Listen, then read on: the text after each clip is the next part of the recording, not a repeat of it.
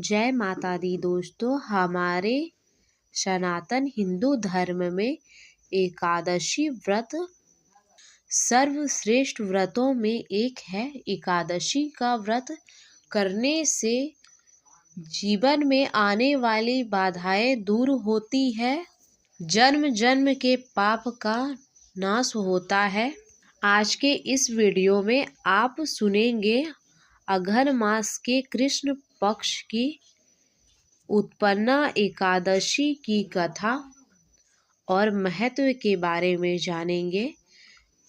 धर्मराज युधिष्ठिर कहने लगे कि हे भगवान, मैंने कार्तिक शुक्ल एकादशी अर्थात प्रबोधिनी एकादशी का सविस्तार वर्णन सुना। अब आप कृपा करके मुझे मार्गशीर्ष मास के कृष्ण पक्ष की एकादशी के विषय में भी बताइए। इस एकादशी का नाम है तथा इसके व्रत का क्या विधान है, इसकी विधि क्या है, इसका व्रत करने से किस फल की प्राप्ति होती है, कृपया यह सब विधि पूर्वक कहिए। भगवान श्री कृष्ण बोले, मार्गशीर्ष मास के कृष्ण पक्ष में आने वाली एकादशी को उत्पन्ना एकादशी कहा जाता है। यह व्रत शंखोद्वार तीर्थ में स्नान करके भगवान के दर्शन करने से जो फल प्राप्त होता है उसके बराबर पुण्य मिलता है। व्रत करने वाले भक्त को चोर, पाखंडी, पर स्त्रीगामी, निंदक, मिथ्याभाषी तथा किसी भी प्रकार के पाप से बात नहीं करनी चाहिए। इसका महात्म मैं तुमसे कहता हूँ, ध्यान पूर्वक सुनो। उत्पन्ना एकादशी व्रत कथा के अनुसार युधिष्ठिर कहने लगे कि हे भगवान, आपने हजारों यज्ञ और लाखों गोदान को भी एकादशी व्रत के बराबर नहीं बताया, सो यह तिथि सब तिथियों से उत्तम कैसे हुई, बताइए। भगवान कहने लगे, हे युधिष्ठिर, सतयुग में मूर नाम का दैत्य उत्पन्न हुआ।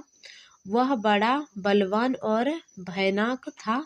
उस प्रचंड दैत्य ने इंद्र आदि, वसु, वायु, अग्नि आदि सभी देवताओं को पराजित करके भगा दिया। तब इंद्र सहित सभी देवताओं ने भयभीत होकर भगवान शिव से सारा वृतांत कहा और बोले, हे कैलाशपति, मूर दैत्य से भयभीत होकर सब देवता मृत्यु लोक में फिर रहे हैं।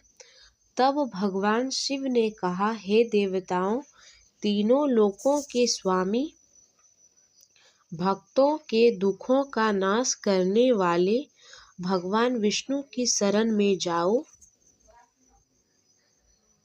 वे ही तुम्हारा दुखों को दूर कर सकते हैं। शिवजी के ऐसे वचन सुनकर सभी देवता क्षीर सागर में पहुँचे। वहाँ भगवान को शयन करते देख हाथ जोड़कर उनकी स्तुति करने लगे कि हे देवताओं द्वारा स्तुति करने योग्य प्रभु, आपको बारंबार नमस्कार है। देवताओं की रक्षा करने वाले मधुसूदन, आपको नमस्कार है। आप हमारी रक्षा करें। दैत्य से भयभीत होकर अब हम सब आपकी शरण में आए हैं। आप इस संसार के कर्ता, माता पिता, उत्पत्ति, पालन करता और संहार करने वाले हैं। सबको शांति प्रदान करने वाले हैं। आकाश और पाताल भी आप ही हैं। सबके पिता ब्रह्मा, सूर्य, चंद्र, अग्नि, सामग्री, होम, आहुति, मंत्र, तंत्र, जप, यजमान, यज्ञ करता, भोक्ता भी आप ही हैं। आप सर्वव्यापी हैं। आपके सिवा तीनों लोक में चर तथा अचर कुछ भी नहीं है। हे देवता, दैत्य ने हमको जीतकर स्वर्ग से भ्रष्ट कर दिया है और हम सब देवता इधर उधर भागे फिर रहे हैं। आप उन दैत्यों से हम सबकी रक्षा करें। इंद्र के ऐसे वचन सुनकर भगवान विष्णु कहने लगे कि हे इंद्र, ऐसा मायावी दैत्य कौन है जिसने सब देवताओं को जीत लिया है? उनका नाम क्या है? उसमें कितना बल है और किसके आश्रय में है तथा उसका स्थान कहाँ है? यह सब मुझसे कहो। भगवान के ऐसे वचन सुनकर इंद्र बोले, भगवान, प्राचीन समय में एक नाडीजंग नाम का राक्षस था। उसके महापराक्रमी और लोकविख्यात मूर नाम का एक पुत्र हुआ। उसकी चंद्रावर्ती नाम की नगरी है। उसी ने सब देवताओं को स्वर्ग से निकालकर वहां अपना अधिकार जमा लिया है। उसने इंद्र, अग्नि, वरुण, यम, वायु, इस चंद्रमा, नेत्रित आदि सबके स्थान पर अधिकार कर लिया है। सूर्य बनकर स्वयं ही प्रकाश करता है, स्वयं ही मेघ बनकर बना बैठा है और सबसे अजय है। यह असुर निकंदन उस दुष्ट को मारकर देवताओं को अजय बनाइए।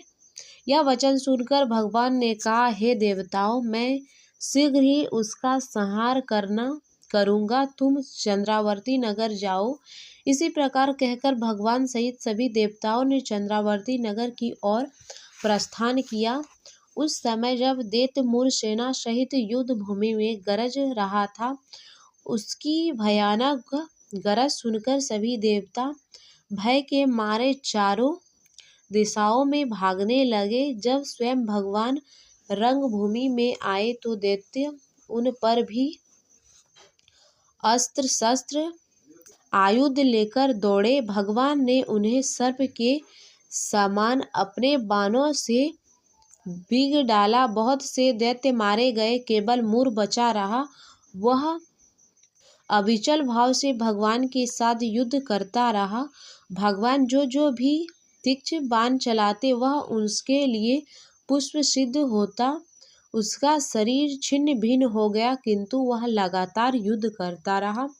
दोनों के बीच मल्लयुद्ध भी हुआ। 10,000 वर्ष तक उनका युद्ध चलता रहा, किंतु मूर नहीं हारा। थककर भगवान बद्रिका आश्रम चले गए। वहां हेमवती नामक सुंदरी गुफा थी। उसमें विश्राम करने के लिए भगवान उसके अंदर प्रवेश कर गए। यह गुफा 12 योजना लंबी थी और उसका एक ही द्वार था। विष्णु भगवान वहां योग निद्रा की गोद से सो गए। मूर भी पीछे पीछे आ गया और भगवान को सोया देखकर मारने को उद्यत हुआ। तभी भगवान के शरीर से उज्ज्वल कांतिमय रूप वाली देवी प्रकट हुई। देवी ने राक्षस मूर को ललकार कर युद्ध किया और उसे तत्काल मौत के घाट उतार दिया। श्री हरि जब योग निद्रा की गोद से उठे तो सब बातों को जानकर उस देवी से कहा कि आप जन्म एकादशी के दिन हुआ है आपका, अतः आप उत्पन्न एकादशी के नाम से पूजित होंगे। आपके भक्त वही होंगे जो मेरे भक्त हैं। जय श्री हरि।